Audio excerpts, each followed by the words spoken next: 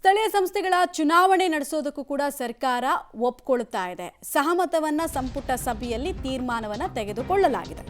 ಕೋರ್ಟ್ಗೆ ಪ್ರಮಾಣ ಪತ್ರವನ್ನ ಸಲ್ಲಿಸೋದಕ್ಕೆ ಸಂಪುಟ ಒಪ್ಪಿಗೆಯನ್ನ ಕೊಟ್ಟಿದೆ.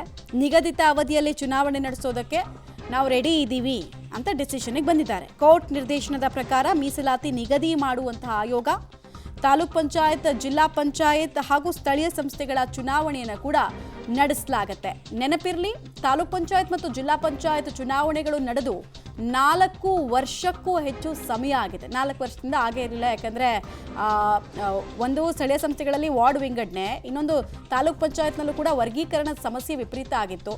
ಕೋರ್ಟಿಗೆ ಮತ್ತೆ ಹೋಗೋ ಕೆಲಸವನ್ನು ಮಾಡ್ತಾ ಇತ್ತು. ಅಂತೂ ಇಂತೂ ಸರ್ಕಾರ ಸ್ಥಳೀಯ ಸಂಸ್ಥೆಗಳ ಚುನಾವಣೆ ನಡೆಸೋದಕ್ಕೆ ಮುಂದಾಗಿದೆ. ತಾಲೂಕ್ ಪಂಚಾಯತ್, ಜಿಲ್ಲಾ ಪಂಚಾಯತ್ ಸದಸ್ಯರಿಲ್ಲದೆ ಕೆಲಸ ವಿಪರೀತ ಪಂಚಾಯತ್ ಮಟ್ಟದಲ್ಲಿ ಕುಂಠಿತವಾಗಿದೆ. ಆಮೇಲೆ ಕಾರ್ಪೊರೇಟರ್ಸ್ ಇಲ್ಲದೆ ವಾರ್ಡ್ನಲ್ಲೂ ಅಷ್ಟೇ ಅಧಿಕಾರಿಗಳ ಆಡಿದೆ ಆಟ ಆಗಿದೆ ಅನ್ನುವಂತಹ ನೋವು ಸಾರ್ವಜನಿಕರಿದ್ದಿತ್ತು. 4 ವರ್ಷಗಳಿಂದ ಸಮಸ್ಯೆ ಬಗೆಹರಿದಿರಲಿಲ್ಲ.